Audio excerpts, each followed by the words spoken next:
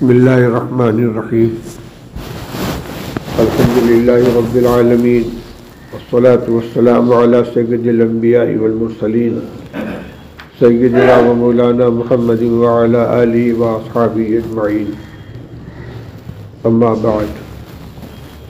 محترم بزرگوں، عزیزوں اور بھائیوں، حضرت ابو ذر غفاری رضی اللہ تعالی عنہ کی اس روایت کی تشریح کا سلسلہ چل رہا ہے جس میں انہوں نے نبی کریم صلی اللہ علیہ وسلم کی 7 نصیحتوں کا تذکرہ فرمایا ہے۔ ان 7 میں سے پہلی 2 نصیحتوں کی تشریح آپ کے سامنے آ چکی ہے کہ رسول اللہ صلی اللہ علیہ وسلم نے مجھے حکم دیا کہ میں غریبوں سے محبت رکھوں اور ان کو اپنے سے قریب کروں۔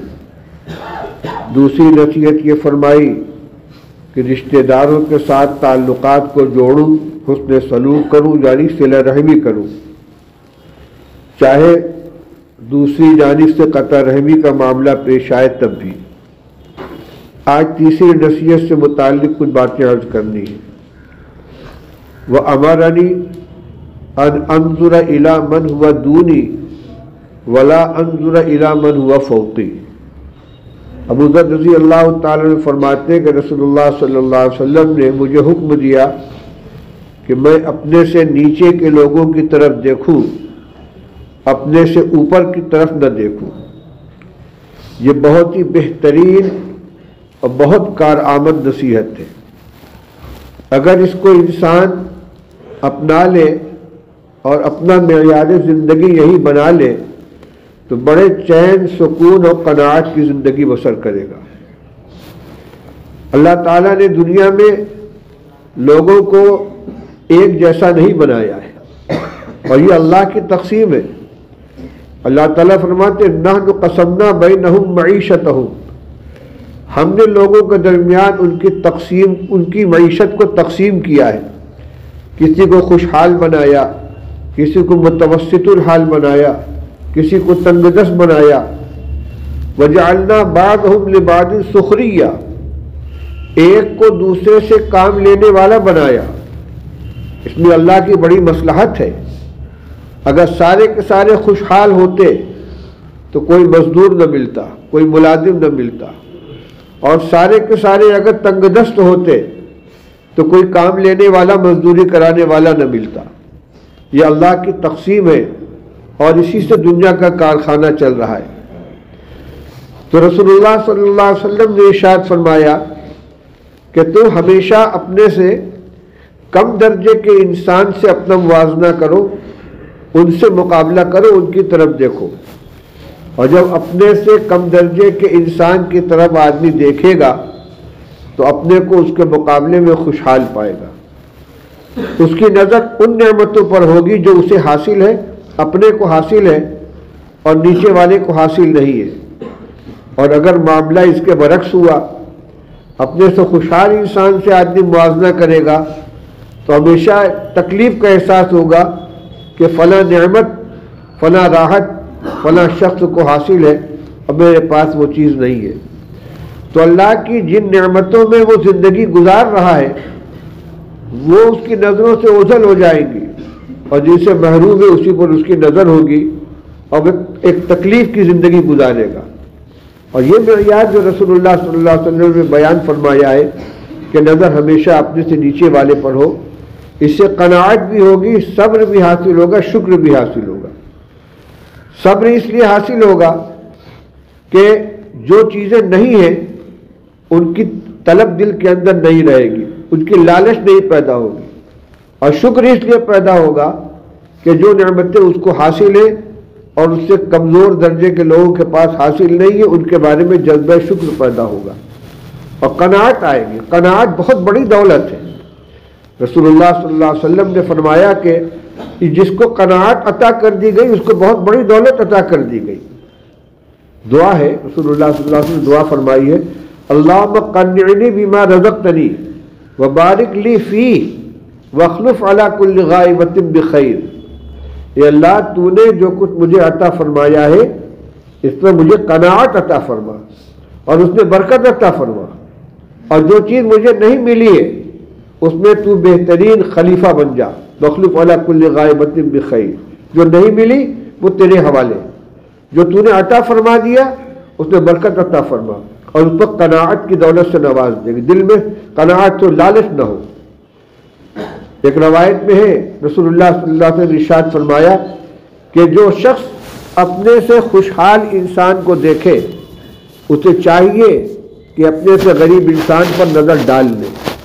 من نظر الی من هو فوقہ فلینظر الی من هو دونہ فإنه اجدر اللہ یزدرد بنعمت اللہ علیہ، او کما قال رسول اللہ صلی اللہ علیہ وسلم، کہ جو اپنے سے خوشحال آدمی کو دیکھے اسے چاہیے کہ وہ اپنے سے کمزور پر نظر ڈال لے، اس سے اللہ کی ان نعمتوں کی ناقدری نہیں ہوگی جو اس کو حاصل ہے۔ یہ نسخہ رسول اللہ صلی اللہ علیہ وسلم نے ارشاد فرمایا ہے۔ ترمذی شریف میں واقعہ نقل کیا، ایک صاحب کہتے ہیں کہ میری نشست و برخاست اپنے سے خوشحال لوگوں کے ساتھ تھی، میں ان کے کپڑے کو دیکھتا، ان کے سواری کو دیکھتا، مجھے تکلیف کا احساس ہوتا تھا، میں نے اپنی سوسائٹی بدل دی، بجائے خوشحال لوگوں کے غریب لوگوں کے ساتھ اٹھنا بیٹھنا شروع کر دیا، ان سے دوستی شروع کر دی۔ اس کے بعد میری وہ کیفیت ختم ہو گئی، اس لیے کہ پہلے دوسروں کی سواری دیکھتے تھے، دوسرے کا مکان دیکھتے تھے، دوسرے کا لباس دیکھتے تھے، وہ سب اپنے سے اچھا نظر آتا تھا تو اپنی غربت کا احساس ہوتا تھا، اور جب اپنے سے کمزور کو دیکھا تو اپنا لباس اس سے اچھا، اپنی سواری اس سے اچھی، اپنا مکان اس سے اچھا، اب نعمت کا شکر ہونے گا۔ یہ ہر ایک کے لیے، اور جو آدمی قناعت کر لیتا ہے بڑے چین سے رہتا ہے۔ 5,000 روپئے 6,000 روپئے پر امامت کرنے والا ایک امام اور ایک مکتب پڑھانے والا، اگر اس کو اللہ تعالیٰ نے قناعت عطا فرما دی ہے وہ چین سے سوئے گا، اور جو لاکھوں روپئے ماہانہ کمانے والے وہ اتنے چین سے نہیں رہیں گے۔ کیوں؟ اس لیے کہ اس کو اللہ تعالیٰ نے قناعت کرنے والا دل عطا فرمایا۔ ہر معاشرے میں یہ چیز ہوتی ہے، مختلف طبقے کے لوگ ہوتے ہیں۔ میں طلبہ سے بھی یہ کہتا ہوں، طلبہ میں بھی مختلف معیار کے ہوتے ہیں، کچھ خوشحال ہیں، ان کے گھر سے اچھا پیسہ آتا ہے، ان کا کپڑا بڑھیا ہوتا ہے، ان کا بستر اچھا ہوتا ہے، ان کے رہائش کا معیار اچھا ہوتا ہے، اور کچھ وہ طالب علم ہے جو تنگی کی زندگی گزار رہے ہیں، ان کو کبھی اس کا احساس نہیں ہونا چاہیے کہ میں بہت پریشان ہوں، میں بہت تنگ دست ہوں، کیونکہ اللہ نے ان سے بھی تنگ دست ساتھی بنائے ہیں۔ اور تحصیل علم کے اندر خوشحالی نہیں بلکہ غربت اور افلاسی زیادہ معاون ہوتا ہے۔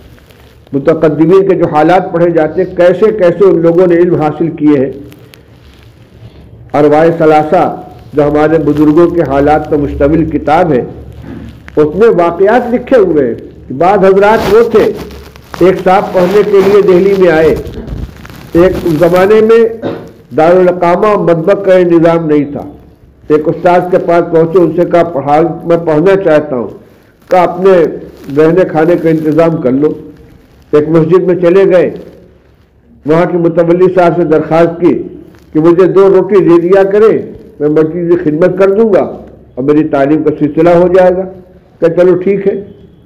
کچھ دن بعد ایک تعلیم نور آیا، اسی استاد کے پاس پہنچا، انہوں نے کہا تم اپنے رہنے کھانے کا انتظام کر لو۔ اس ساتھی سے کہا بھائی تم مجھ کو اپنے ساتھ شریک کر لو، کہ اچھی بات ہے، 2 روٹی ملتی ہے، ایک تم کھا لینا ایک ہم کھا لیں گے، دونوں شریک ہو گئے۔ کچھ دن بعد ایک تیسرا تعلیم آ گیا، اب اس کو کیسے شریک کریں؟ تو ان لڑکوں نے متولی صاحب سے یہ کہا کہ آپ بجائے روٹی کے ہم کو آٹا دے دیا کیجیے۔ آٹا لے لیا اور وضو کرنے کا جو بدنا ہوتا تھا مٹی کا، اس میں ڈال کے ذرا سے نمک کے ساتھ اس کو گھول لیا اور 3 حصوں میں بانٹ کے انہوں نے پی لیا۔ ان کا علم پختہ ہوتا تھا۔ ایسے بھی واقعات لکھے کہ رات کو جب سبزی فروش اپنی دکانیں بند کر کے جاتے تھے تو یہ سبزی منڈی میں جا کر جو پتے جو سبزی کے ٹکڑے پڑے ہوئے مل جاتے تھے اس کو اٹھا کر لاتے اور ابال کر ان کو کھا لیتے تھے۔ ایسی بھی طالب علمانہ زندگی لوگوں نے گزاری ہے اور ان کو علم حاصل ہوا ہے۔ اس لیے میرے عزیز طلبہ، اگر کچھ ایسے ہو کہ جو تنگ دستی کے اندر زندگی گزار رہے ہو تو ہرگز اپنے سے خوشحال طلبہ کو دیکھ کر ناشکری کا جذبہ پیدا نہ کرے اپنے اندر، بلکہ اللہ کا شکر ادا کرے کہ اس حال میں مجھے رکھا ہے۔ جب بھی نظر اپنے سے کمزور پر پڑے گی تو شکر ادا ہوگا۔ شیخ سعدی رحمۃ اللہ علیہ نے گلستان میں قصہ لکھا ہے، سنا چکا ہوں میں۔ فرماتے ہیں کہ ایک دفعہ غربت کی وجہ سے میرے پیر میں جوتے نہیں تھے، میں ننگے پیر چلتا تھا اور جوتے چپل والوں کو دیکھ کے مجھے احساس ہوتا تھا کہ ایک دفعہ میری نظر ایک ایسے آدمی پر پڑ گئی جس کا پیر کٹا ہوا تھا، وہ زمین پہ گھسٹ کے چل رہا تھا۔ جب میں نے اس کو دیکھا تو فوراً میری زبان پہ کلمہ شکر آئے کہ اللہ تو نے مجھے پیر عطا فرمایا ہے۔ اسی لیے حدیث میں فرمایا گیا کہ جب کسی مبتلا مصیبت کو دیکھو تو اللہ سے یہ دعا کرو، الحمدللہ الذی عافانی مما ابتلاک بہ وفضلنی علی کثیر ممن خلق تفضیلا۔ اللہ کا شکر ہے کہ جس نے مجھ کو اس آزمائش سے محفوظ رکھا جس میں اس بندے کو اللہ نے مبتلا کر رکھا ہے، اور مجھے اپنے بہت سے بندوں سے اچھا بنایا۔ اس لیے اس نصیحت کو ہمیشہ ہم پلو سے باندھ کر رکھیں۔ معیار مختلف ہے، ہم کسی کے مقابلے میں خوشحال ہوں گے، کسی کے مقابلے کمزور ہوں گے۔ ہمیں ہمیشہ اپنی نظر اپنے سے کمزور پر رکھنی چاہیے، اور ہر معاملے میں شادی بیاہ کے موقع پر، تقریبات کے موقع پر آدمی اگر اپنے سے خوشحال لوگوں کی برابری کرنے کی کوشش کرے گا، مقروض ہوگا، پریشان ہوگا، تنگ دستی میں مبتلا ہوگا، اور اگر اپنے سے کمزور لوگوں کو نمونہ بنائے گا اپنے لیے، بڑے چین کے ساتھ فارغ ہو جائے گا، کوئی پریشانی بھی نہیں ہوگی۔ تو پوری زندگی میں رسول اللہ صلی اللہ علیہ وسلم نے یہی ہدایت دی ہے۔ بس آخری بات یہ کہہ کے گفتگو ختم کرتا ہوں کہ ایک دوسری حدیث کی روشنی میں یہ معاملہ دنیاوی امور کے اندر ہونا چاہیے۔ جہاں تک دین کا معاملہ ہے تو دینداری میں ہمیشہ اپنے سے اونچے انسان سے موازنہ کرنا ہے اور اس کی نقل کرنے کی کوشش کرنی چاہیے۔ یہ ایک مستقل حدیث کا مضمون ہے، کسی موقع پر انشاءاللہ اس کو بھی سناؤں گا۔ اللہ تعالیٰ ہم سب کو عمل کرنے کی توفیق عطا فرمائے۔